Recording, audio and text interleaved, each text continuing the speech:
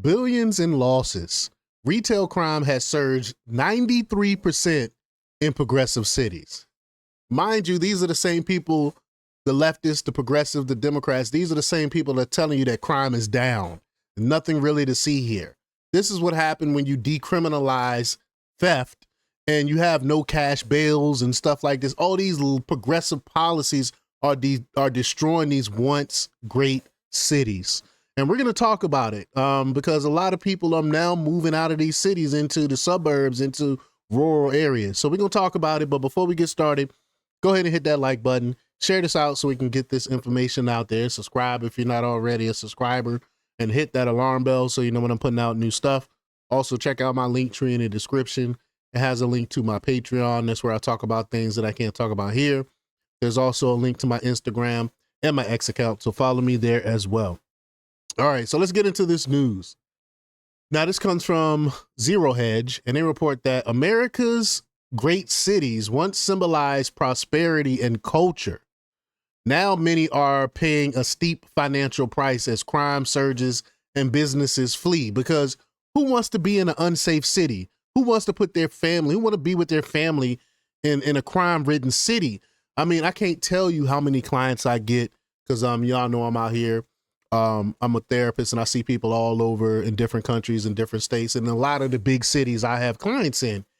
And I have so many clients talk about being robbed and beaten and all these other things that's going on in these major big cities where they don't really feel unsafe. And it's sad.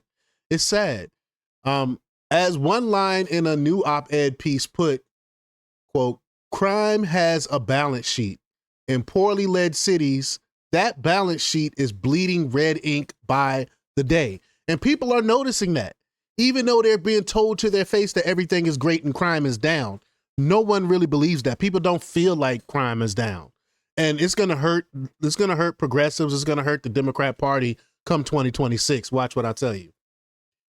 But retail is bearing the brunt, according to an op-ed by Ted Jenkins at Fox News. The National Retail Federation, or NRF, reported U.S. retailers lost $112 billion in 2022 due to theft, up from $94 billion in 2021. That's why in these major cities, a lot of these businesses are fleeing. They're running away. They're shutting down their doors. And this is why you see in like the hood and stuff, they're food deserts and stuff like that, because what grocery store, what retail wants to be robbed every single day?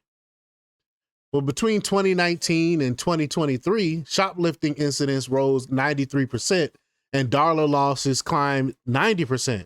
Major chains are pulling back. Target projected $500 million in additional losses this year. Walgreens has shut stores across San Francisco, and Nordstrom left downtown entirely. And also look at places like Oakland where they just shut the doors and stuff. Quote, does it seem insane to you that so many of these retail stores have to lock up much of their merchandise, knowing that they will never be arrested? The piece asked, the fallout is visible in empty storefronts and shrinking city budgets. San Francisco's downtown vacancy rate has hit 34.8%. Wow. Erasing jobs, tax revenue, and foot traffic. So 34% of the business is gone. Could you imagine? What does it look like out there? It's like a ghost town in San Francisco, it sounds like. The damage extends beyond retail. In Chicago, you know, the great Mayor Johnson, right, who cares more about being talking trash about Trump than fixing his city, and care more about illegal immigrants than he do about fixing his city.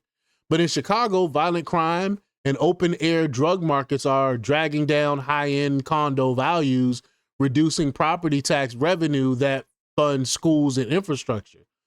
In New York, incarceration costs $925 per day, or $337,000 annually per inmate, while NYPD overtime bills soar.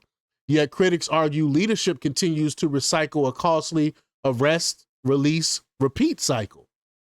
The column says that tourism is also slipping. That's right. Who wants to go to a crime-ridden city? I always wanted to visit New York, but It's dropping lower and lower on my bucket list because I don't want to put up with that crap myself.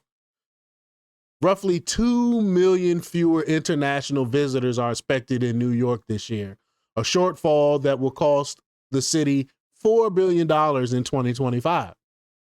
Conventions and vacationers are steering clear of destinations perceived as unsafe, draining hotels, restaurants, and local economies. Because who wants to stay in a crime-ridden city where you feel unsafe? Again, you're not able to visit, use any amenities, visit places, and do things because you're afraid of being jacked. The bottom line, the cost of crime is far more than what's stolen off a shelf.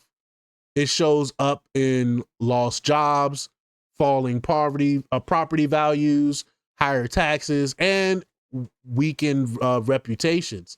As the piece concludes, quote, the real crime isn't just happening on the streets. It's in the budgets of poorly led blue cities where the cost of chaos is measured in billions. Absolutely agree with the sentiment here. But it's crazy. This is why people are fleeing the city. This is why I'm going to be leaving the city soon, one day. I can't wait to get out of Houston. I love Houston, but the way that is being run is terrible. And taxes in places like this and other big cities are just enormous. It's crazy. You're taxing people to oblivion, and then you're not offering them anything like safety. So what is the point of living in a big city? And people are learning that and are fleeing, and these cities are becoming ghost towns. But y'all let me know what y'all think about this. Leave y'all comments down below. Like, share, and subscribe. And check out jjthepsychotherapist.com for the latest in news. Until next time, peace.